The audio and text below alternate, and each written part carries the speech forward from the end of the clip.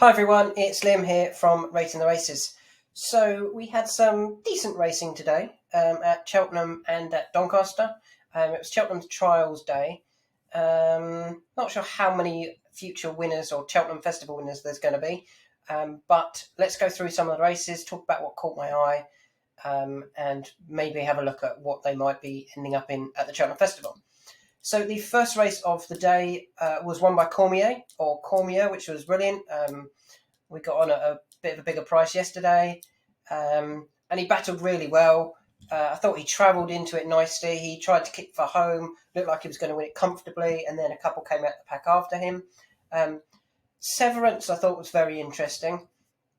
This is my the whole, if you like the winner, look at those behind.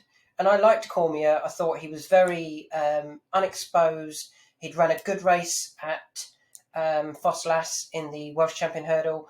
He didn't run badly in the Greatwood. This was significantly easier than the Greatwood. So look at those behind. And I thought Severance ran a really good race for second. And he's very unexposed as well. He's not had a lot of runs over hurdles. I think this is only his sixth. And I think he's bumped into one in Cormier. So he's definitely one going forward that I'd be interested in.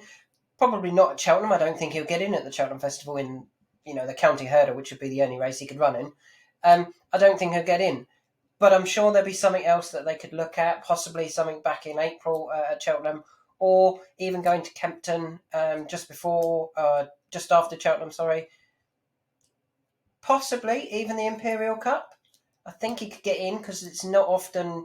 I know he's not high in the handicap, his official mark, but you don't need to be to get in the Imperial Cup. So yeah, he's an interesting one. I've kind of talked myself into him being one for the Imperial Cup just whilst recording this video. So I'm just going to make a note of that because I like to try and keep an idea of where I think they can go. From those behind, nothing really caught my eye. Just Severance because he's got so close to Cormier, who I thought was the one to beat anyway. So let's move on to the 12:45, where we had the Juvenile Grade 2, and Pied Piper was very impressive here. He was very impressive, but Isio has not transferred his form from Kempton to Cheltenham, and that does happen. Remember, Solo was a very impressive winner of the Adonis a few years back, and again didn't like Cheltenham today over fences, didn't like Cheltenham come Triumph Hurdle. So just because he's disappointed here, don't write him off as a juvenile hurdler, but not for the Triumph Hurdle. But so if you take him out of the race, then what did Pied Piper have to beat? Not a great deal. And what did he beat? He beat a 50-1 shot that was second, Mocha Devassi, who'd been, I think this was his third attempt over hurdles, and Forever William, who I don't think is that good. He was beaten comfortably by Porticello. So he won a race that his only danger completely fluffed his lines or didn't handle the track, although it was very impressive. Connections have suggested that he might go for the Supreme Novice and not the Triumph Hurdle because they've already got Phil Dorr for the Triumph Hurdle. Now, in saying that, there's two things you've got to think about. One, does that mean they're not that keen on Mighty Potter because he's also in the Triumph in the Supreme Novice?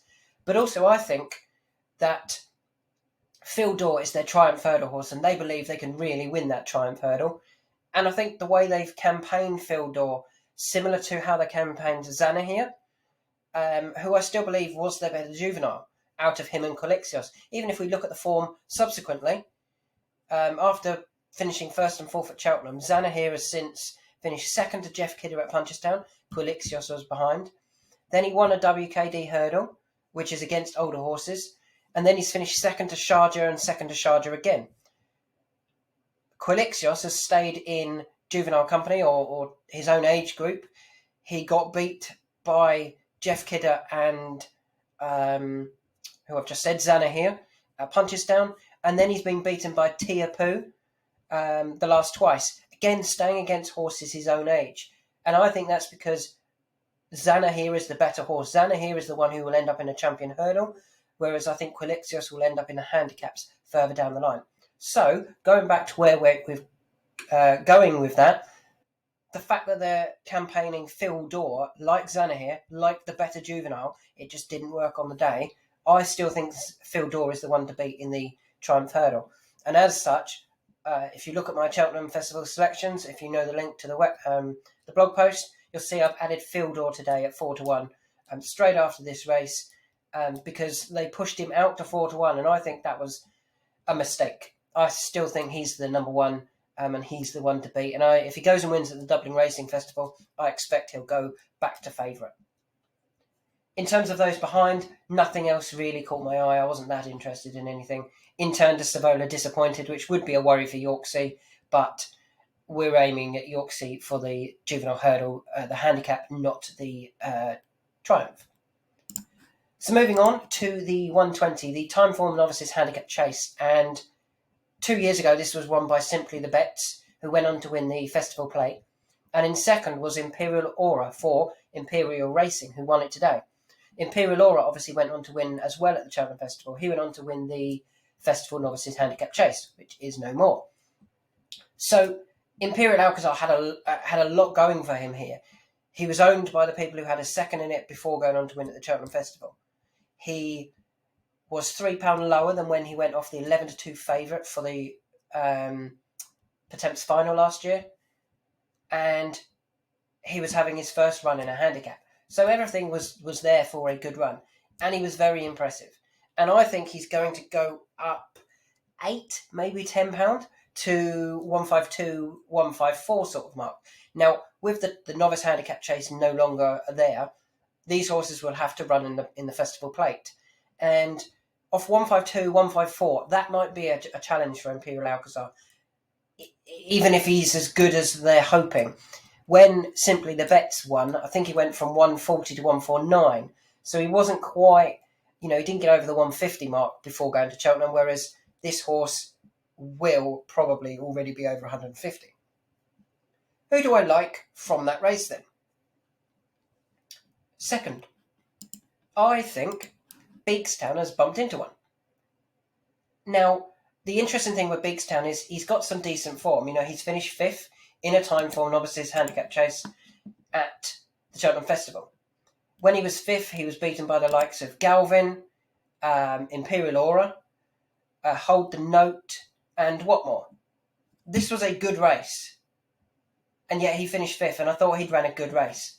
Now, he's actually dropped in the handicaps since then, and he's only running off 130 now. And I think because he's also had so many runs over fences, you can see he's had 1, 2, 4, 5, 6, 7, 8 runs over fences now. The handicapper can't go, he looks progressive. We'll put him up £6. I think at most they might go up to say £2 or £3 here, at most, because he doesn't look progressive. But I think he is. I think he's just bumped into one today. He would be very interesting in the plate if he gets in off a low mark of 132, 133 sort of mark, because that's much lower than what he ran off at Cheltenham in the novices handicap back here, and I think he's bumped into one. So I'm marking Beakstown down for the plate at the Cheltenham Festival. If we move on to the next race, these are also potentials for the plate, and I thought the main one was the winner.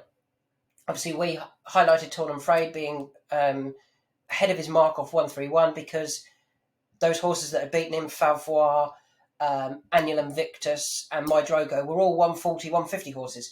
Running off 131, he did look very well handicapped, and he proved that. Last time out at Haydock, it all went wrong on the heavy going, and they pulled him up quite quickly. Here, he's run a much better race. Now, he was rated 131, and I think he'll go up £8 to 139. But it's only 139, and I don't think that's beyond him, considering the horses that have beaten him over fences, and that he is very unexposed. And Nigel Twiston-Davies actually said after the race, we love running novices in handicaps because the handicapper hasn't got them. And if he goes up 8, personally, I think the handicapper still won't have him. I thought this was a good race. I thought all of them came there with a chance. So I'd be very interested in him even after going up in the weights. But I will be checking on Tuesday what he goes up. In terms of those behind, Jacamar, I thought he ran okay for 5th. He was very much hanging to the left, which would be a concern if you were backing him for a Cheltenham Festival race. I don't think he'd go there. I think we might see him back at Kempton. I think there is a silver plate, not the hurdle race, the one over the fences at Kempton. That could be perfect for him, couldn't it? I think it's 2.5 mile at Kempton. He's already won there. Cheltenham didn't seem to work with all the hanging. But one of our selections that we probably will be doing in the plate come Cheltenham Festival Day is Mr. Coffee. And I don't think his Jacamar's 5th here was a bad run. So I still like Mr. Coffee for Cheltenham. If there's one other horse from this race that was kind of interesting, it'd be Gaelic Coast. He went off 20-1 outside of the whole field, joint outsider with She's a Supermac. And yet turning in, I'm sure he must have traded favourite. He was travelling so well. And he's not got home, in my opinion. I don't think he's got home over this 2.5 mile trip. I wonder if they might be interested in dropping him back for the Grand Annual. You know, he can then, if he does stay a bit further, he can be ridden with confidence and really go for it, turning in, and hopefully use his stamina that he does have to help him finish that race better, rather than going to the plate, travelling well and then fading late on. I'd like to see him dropped in trip for the Grand Annual, and I thought he's run a good race here to suggest that Cheltenham was not a problem for him, so why not? Moving on to the 2:30, the Cotswold Chase. That's going to lose its graded company. It's going to lose its status soon. That was a terrible race. Chantry House has won it purely on ability, rather than, the other horses are just not good enough, in my opinion. It's not that Chantry House has really battled and shown his true quality by winning it. I think he's won it almost by default. Santini is Santini. I really hope Polly Gundry goes for their national with him. Why not? Step him up in trip. He looked like he was getting outpaced again. I think Iright went past him, Chantry House went past him, and yet Santini ran on again. He's not going to win a Gold Cup. It's just not, is he? He's not going to win a Gold Cup. What could you go for? You could go for the Bet365 Gold Cup at Sandown. Too many fences that are awkward for him. Give him those spaced out national fences, get him to jump, go forward, and I think he'll run a really big race there. In this race, though, there is one horse that I'm quite interested in for the plate, another one that I'm writing down for my plate shortlist, Simply the Bets. Does not stay 3 mile. I said in the preview video, he will not stay the 3 mile trip, and he's finished 5th of 5. That's the second time now. He's pulled up on one occasion, and he's finished 5th of 5. Surely Paul goes, okay, we won't run him over 3 mile again. So, drop him in trip. Now, going into this race, he was rated 157. If the handicapper is kind, he might drop him. If he drops him anything from £2 to £5, I'd be very interested in him for the plate at the Cheltenham Festival.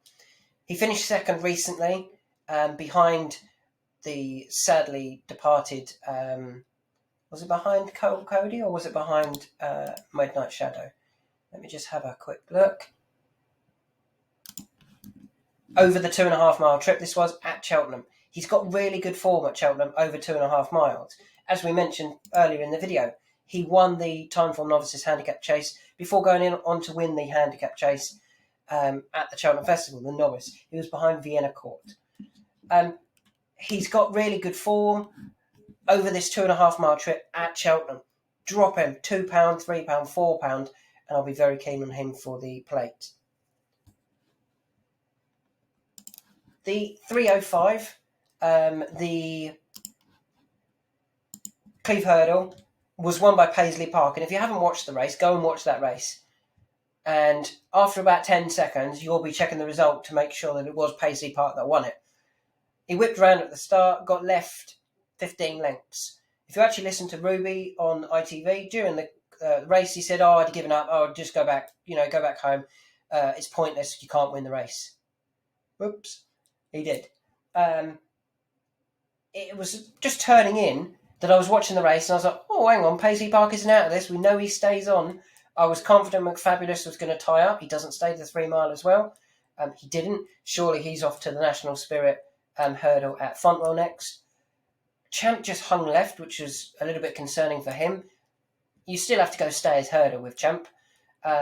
He might have got to the front too soon. And Liz Nagaroska is just not quite good enough anymore to be beating these horses. I'm still quite keen on my selection in the stayers hurdle, Time Hill. I think Time Hill will... He's got the Cheltenham Festival form. He's got the less quirks than Champ, Paisley Park. I think Flooring Porter got an easy lead last year, and I think hopefully Time Hill can make sure he doesn't let him get away too early. So in terms of going forward from there, just McFabulous for the National Spirit, but that's not anything of interest really at this stage. The 340 was a little bit of a shame because Harper's Brook fell and Hillcrest kind of bumped into him and unseated. And then we had a silly long run-in after the second last that I think Nico de Boinville thought he had it all covered on Balco Coastal. Didn't realise that North Lodge had a lot of pace on the flat. It was such a long race from the second last that is that form going to back up next time? Not necessarily. Put more hurdles in the way and the races change. So that race I don't really want to talk about for too much longer. The final race of the day was the bumper at Cheltenham. Mullenbeg was very impressive here. Really quickened well and was running away in the style of similar to how like Constitution Hill does in his hurdle races, similar to how Q Card did in a bumper. I thought it was very, very impressive, and I thought she's done, really well to win there. It was a very good effort. The disappointing one for us was obviously Hidden Beauty. I was hoping Fergal O'Brien could win this and almost win it like, I've won this and I've still got one better at home in Bonte. Hidden Beauty pulled up really early on, or halfway through the race, so you can ignore that run as an actual run though. Are any of these going to turn up at the Cheltenham Festival in the champion bumper? Probably not. Mullenbeg supposedly is going to be saved for Aintree. Keep going, go to Doncaster now, third time lucky. I think he was going to beat Full Pleasure, but, he's going to turn up in the Arkle, but I don't think he's going to win. The 320 was the Skybet handicap chase, and you can see that bottom rated actually won the race, Windsor Avenue. If you were on Storm Control, which some people would have been because he's highlighted him after he finished pulled up twice on the trot. After he finished pulled up twice on the trot, I highlighted him. It was a great result 2 runs ago when he won, and he almost won again here carrying a penalty. I think he just idled in front. The horse who I think was the unlucky one, he is unlucky, but he's getting frustrating as well, was Captain Orr. Go and watch, he almost slips, or he does slip halfway through the race and nearly comes down, and then he makes 2 really bad errors, and yet he still finished third. You would imagine they'll save him for the Bet365 Gold Cup at the Cheltenham Festival. Sandown at the end of the season. I think he was fourth. Was he fourth or fifth in it last year? Let's have a look. That's Kelso. That's Kempton. Doncaster. Where is it? There. He was fifth in it last year. He's off a much lower weight. That's probably where they'll go with him, and they'll also send Kitty Slight there as well. So they are my horses that caught my eye this today. Severance, very interesting. I'm keen on Fieldor for the Triumph, not Pied Piper. Beakstown, I'm going to be checking his mark, as I will Imperial Alcazar. Torn and Frayed will also get his mark checked with the plate in mind. Simply the Bets also for the plate. Again, I'll be checking his mark. Santini, I want to see in the Gold Cup. And Captain Orr, I will give him one more chance in the Bet365 Gold Cup at Sandown at the end of the season. Thanks for listening.